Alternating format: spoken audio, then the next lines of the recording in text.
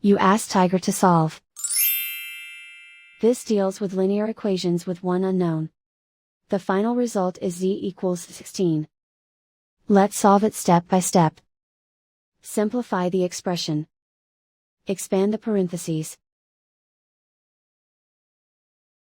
Simplify the arithmetic. Group all constants on the right side of the equation. Add 72 to both sides. Simplify the arithmetic.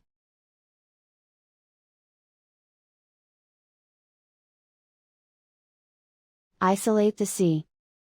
Divide both sides by 4. Simplify the fraction. Find the greatest common factor of the numerator and denominator. Factor out and cancel the greatest common factor. And so the final result is z=16.